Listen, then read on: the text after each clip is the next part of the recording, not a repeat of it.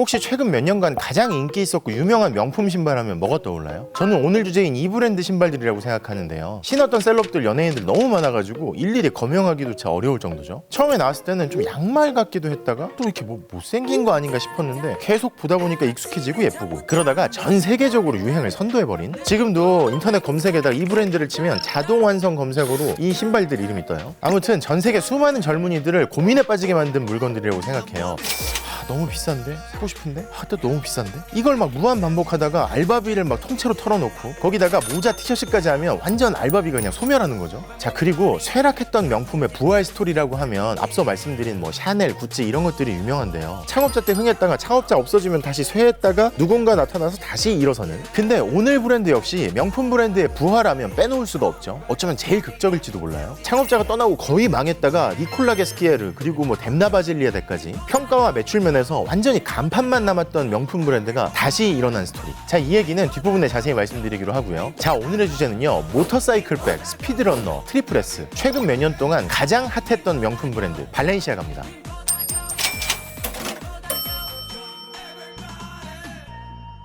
자, 발렌시아가 요즘에는 매출 조 단위를 기록하고 있는데 이걸 얘기하기 전에 먼저 창업자 스토리부터 짚고 넘어가 볼게요. 크리스토발 발렌시아가 1895년에 스페인의 헤타리아라는 지역에서 태어났어요. 아버지는 밀수 감시하는 배의 선원이었고요. 어머니는 재봉사였고, 발렌시아가는 형제 5명 중에 막내였는데 집안 형편이 그렇게 넉넉하진 않았다고 하죠. 근데 형편도 넉넉하지 않았고 도시랑 거리가 있는 어촌 마을에서 자란 발렌시아가가 어떻게 자라서 최고의 디자이너가 됐을까요? 자, 그래서 고향이랑 부모님 얘기를 먼저 하는 건데요. 먼저 고향 얘기. 발렌시아가의 고향이 왜 근처에 스페인의 왕족이나 귀족들이 여름 휴가를 보내는 별장 모여있는 곳 근처에 있었대요. 왜 스페인 북부가 마드리드보다는 좀 덜 덥고 바닷가도 있고 하니까 여름철을 여기서 나는 거죠. 근데 왕족들, 귀족들 오면 이 사람들만 오는 게 아닐 거 아니에요. 이 사람들 잘 나가니까 뭐 좀 얻을 게 없을까, 같이 어울려야 되니까 뭐 잘 나가는 상인들, 예술가들 같이 오는 거죠. 그러니까 뭐 당대 반기 좀 낀다 하는 분들이 싹 모여가지고 여름을 보내는 거예요. 그리고 이렇게 잘 나가는 사람들이 모여가지고 여름철을 보내면 파티도 하고 밤에 그러려면 옷들이 필요할 거 아니에요. 잘 나가는 좋은 옷들. 그러니까 이 옷들을 수선하고 관리하는 사람들도 필요했겠죠. 아무튼 근데 이런 상황에서 아빠가 세관이 관리하는 배의 선원이었다고 했잖아요. 근데 세관 소속 배니까 높은 분들이 여름에 오면 이 배를 타고 뭐 어딜 가기도 하고 나들이도 가고, 그러면서 당대 최고의 귀족, 왕족, 엘리트들, 뭐 예술가들 이런 사람들이랑 교분을 쌓게 됩니다. 안면을 트게 되는 거죠. 그리고 발렌시아가의 엄마는 이 사람들이 입는 옷을 수선하고 리폼하고 관리하는 이런 역할을 맡았던 거예요. 그렇게 해서 엄마 아빠가 다 귀족들이랑 안면 트고 좀 친분도 생기고 그랬던 거죠. 왜 구찌 편에서 구찌의 창업자 구찌오 구찌가 집에서 가출해가지고 런던 사보이 호텔에서 일했다 그랬잖아요. 그때 왜 벨보이, 접시 닦기 이런 거 하면서 당대 페피들을 보면서 아, 유행이 이렇게 가는 거구나, 높은 사람들, 잘 나가는 사람들 이런 걸 입는구나, 눈에 익혔다고 했었잖아요. 구찌오 구찌한테 그런 기회가 있었듯이 발렌시아가 역시 이때 눈을 뜨게 된 겁니다.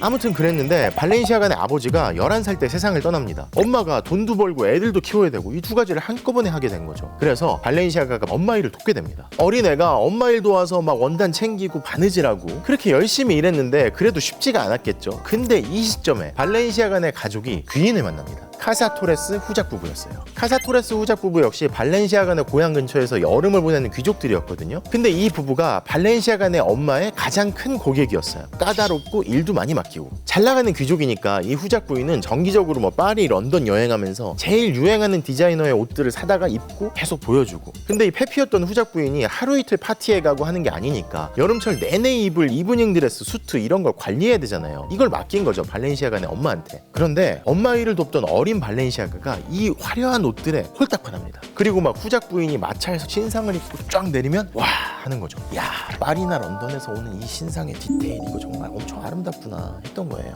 이뿐만이 아니었어요. 후작 부부가 예술 작품에도 관심이 많았고 예술 전반에 관심이 많았어요. 그래서 여름철 별장에다가 벨라스케스, 고야 등등의 그림, 그리고 당시에 뭐 화보들, 건축물 사진들 뭐 이런 것들 쭉 갖다 놓는 거예요. 이걸 어린 발렌시아가가 계속 보면서 자란 거예요. 그리고 여기에 영향을 받아서 훗날 자기의 디자인에 여기서 본 것들을 적용하죠.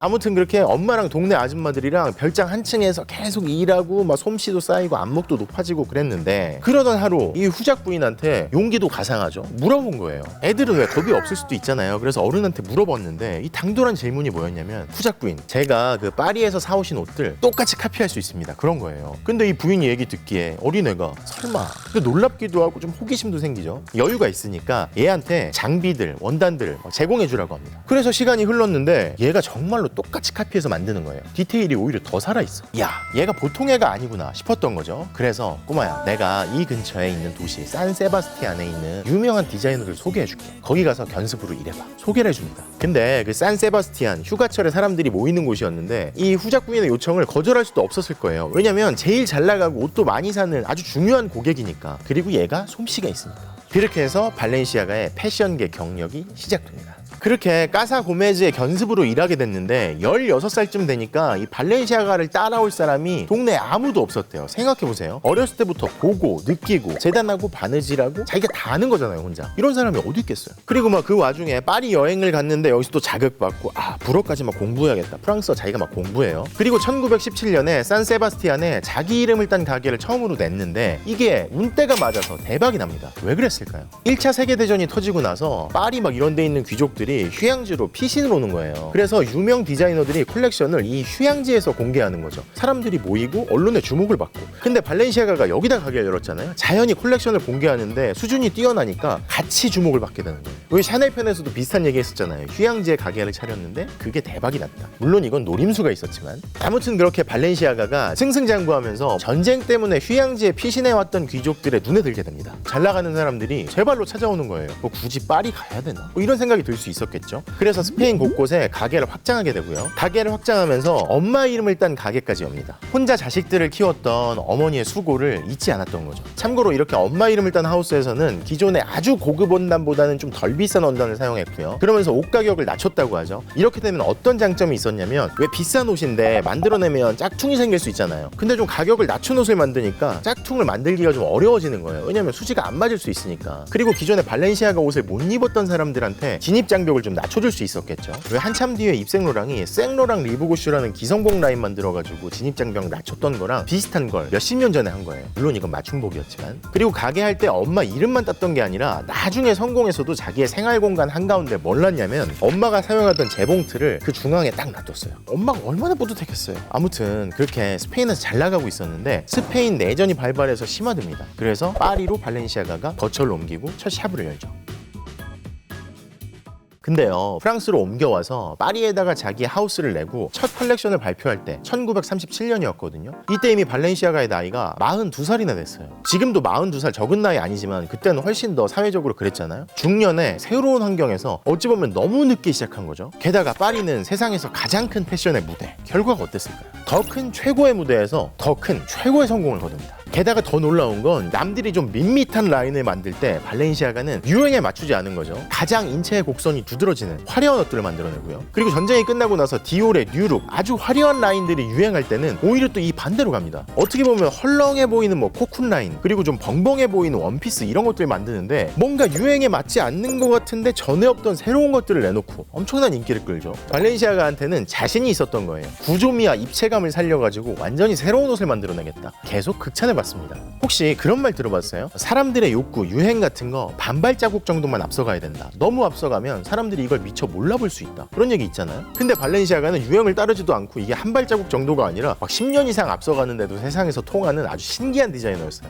얼마나 자신감이 있었냐면 이런 얘기를 해요. 왜 디올의 뉴룩 같은 거 아주 화려하게 인체의 곡선을 드러내니까 이걸 입으려면 살 빼야 된다. 완벽한 체형이 필요하다. 이런 얘기들이 많았는데 발렌시아가는 뭐라고 했냐면, 내가 디자인한 거 입으면 예뻐지니까 그런 거 필요 없어. 이렇게 얘기를 하는 거죠. 목이 굵고 짧아도 발렌시아가 옷을 입으면 목이 길어 보이게 만들고, 또 액세서리 같은 거 더 잘 드러날 수 있게 더 아름다워 보이게 또 배치하고, 디자인, 재단, 바느질, 나중에 수선까지 이 모든 걸 통달했으니까요. 우리 디자이너들이 생각만 하고 스케치만 하고 옷을 직접 만들지는 않을 수 있잖아요. 혹은 생각한 걸 그냥 시킬 수 있고. 근데 발렌시아가의 경우에는 생각해, 그려, 그걸 옷을 재단해, 바느질해, 그리고 나중에 수선까지 이 모든 걸 완벽하게 구현하고 혼자 다 하는. 그래서 디올이 존경하고 샤넬이 인정하는. 이뿐만이 아니죠. 지방시 베르사치, 웅가로, 오스카 들라렌타 같은 훌륭한 디자이너들까지 제자들까지 길러내요. 발렌시아가는 이쯤 되면 거의 사기 캐릭터죠. 그러니까 파리 모드계의 교황, 패션의 제왕 이런 수식어가 붙었던 거예요. 근데 또 신기한 게 이렇게 시대를 앞서가고 실력이 뛰어났는데 그래서인지 홍보를 할 필요도 못 느꼈나 봐요. 왜 사람들 복귀하면 인터뷰하고 뭐 언론에 등장하고 사진 찍히는 거 좋아하고 할 텐데 약간 좀 은밀한 생활을 즐기고 잘 드러나지 않습니다. 전면에 전체 경력을 통틀어서 언론 인터뷰를 한 게 몇 건 되지도 않아요. 잡지에 자기 디자인이 화보로 실리면 누가 따라할까봐 인터뷰도 안 하는 거 아니냐 뭐 그런 얘기까지 있을 정도였어요. 그렇게 경력의 시작부터 끝까지 승승장구하고 계속 정상만을 달리다가요, 오뜨꾸띠르 맞춤복이 아니라 프레타포르테, 왜 기성복이라고 하죠. 미리 만든 기성복 패션이 유행하기 시작하니까 야 이건 디자인이 아니다, 내가 디자인한 옷을 입힐 사람이 없다, 이런 말을 하면서 그냥 무대에서 사라집니다. 정상에서 돌연 은퇴를 선언해버린 거예요. 1968년의 일이었습니다. 그리고 4년 뒤 발렌시아가가 눈을 감죠.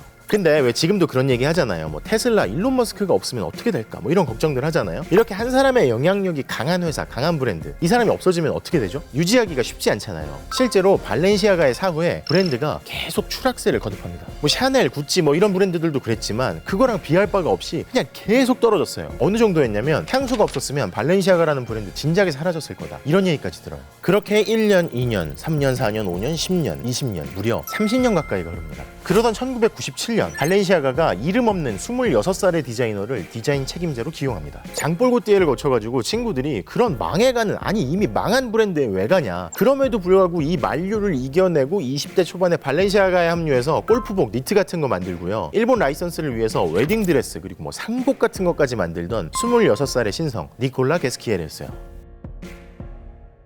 그렇게 게스키에르가 발렌시아가에 왔는데 첫 번째 콜렉션을 발표하기까지 한 넉 달밖에 안 남은 거예요. 시간이 부족한 거죠. 근데 스스로를 80년대 키즈라고 일컫는 게스키에르가요, 첫 번째 콜렉션에서 약간 미래의 디자인 같은 스타워즈의 레아 공주한테서 나중에 영향을 받았다고 얘기했던 그런 콜렉션을 선보입니다. 이때 뭐라고 했냐면 발렌시아가가 30년 가까이 잊혀져 있었기 때문에 이건 오염이 안 됐다, 오히려 전통 있는 이름은 가졌고 사람들이 알아볼 만한데 백지 상태에서 내가 새롭게 시작할 수 있다, 이렇게 얘기하고 그 미래지향적인 것 같은 디자인, 요걸로 평단에 극찬을 받습니다. 근데 브랜드에 대한 전문가들의 평가뿐만 아니라 일반 소비자들 그리고 페피들도 좋아야 될 거 아니에요? 게스키에르는 이것까지 해냈습니다. 보통 명품 브랜드에서 옷보다는 백, 신발 이런 것들이 더 높은 매출을 올리는 데 기여하거든요. 근데 게스키에르 시절에 뭐가 나왔냐면 바로 모터사이클 백이라고 하는 라리아백, 2000년대 초반을 그냥 완전히 휩쓸었던 이 백을 만들어내죠. 이러면서 게스키에르는 마치 샤넬의 칼라거펠트 그리고 구찌의 톰포드처럼 쇠락하는 게 아니라 거의 망했던 브랜드를 완전히 되살려냈다는 평가를 받고요, 실적도 살아나서 발렌시아가가 흑자로 돌아섭니다. 이렇게 실적을 내니까 다른 명품 그룹들이 이걸 모른 척하지 않았을 거 아니에요. 그래서 첫 컬렉션을 발표한 직후부터 LVMH, 뭐 프라다 등등의 러브콜을 받고요. 그 러브콜 내용이 막 이랬대요. 야, 우리 브랜드로 알아. 네 브랜드 직접 하고 싶어? 그럼 네 브랜드 우리가 그냥 런칭해줄게. 그리고 똑같이 관심을 보였던 구찌가 아예 발렌시아가 브랜드를 인수해버리죠. 그렇게 발렌시아가에서 15년을 성공적으로 보내고 완전히 브랜드를 되살려낸 게스키에르는요, LVMH의 루이비통 품으로 안겼죠 지금은. 그리고 또 게스키에르의 성공이 패션계에 어떤 영향을 미쳤느냐, 왜 구찌나 셀린느처럼요 외부의 유명한 디자이너들을 데려와가지고 이 브랜드를 되살려보자 이게 아니라 브랜드 내부에 있어서 이름은 잘 알려져 있지 않지만 실력 있는 젊은 디자이너들, 피비 파일로나 알레산드로 미켈라 같은 젊은 신성들을 등용할 수 있는 기회를 제공했다, 이런 평가를 받아요. 게스키에르가 없었다면 과연 셀린느나 구찌에서도 이런 일이 일어났겠느냐 하는 얘기를 듣는 거죠.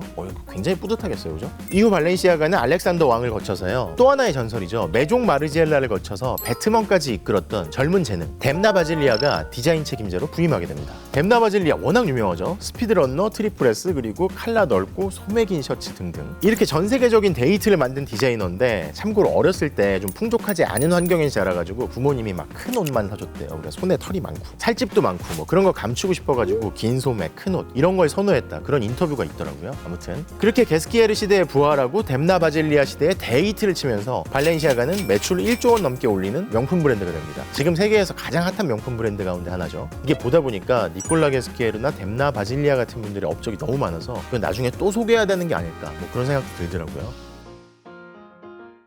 자, 앞으로 발렌시아가라는 브랜드는 어떻게 될까요? 저는 발렌시아가 관련 자료들을 살펴보면서 처음부터 끝까지 이렇게 완벽한 천재 디자이너가 또 있었을까? 그런 생각까지 들더라고요. 넉넉하지 않은 환경에서 자랐는데 또 기묘하게 자신의 재능을 발견해서 성장시키고, 프랑스 사람이 아닌데도 최고의 무대 프랑스 파리에 가가지고 패션 무대를 점령하고, 최고의 자리에 올랐는데 스스로 드라마틱하게 그 자리에서 물러나고. 그런데 이렇게 천재일 것만 같은 발렌시아가가 자신이 이룬 업적에 대해서 의외의 이야기를 남겼거든요. 그 이야기를 소개하면서 마치겠습니다. 내가 젊었을 때 한 전문가가 내게 말했다. 네가 원하는 건 너무 섬세하고 까다롭기 때문에 계속 그렇게 할 수는 없을 거라고. 그런데 막상 내가 그것들을 이룬 지금에 와서는 그게 얼마나 어렵고 힘든 일인지 아무도 알지 못한다. 이 럭셔리하고 화려한 것들 이면에서 사실 나는 죽도록 열심히 일했다는 것을.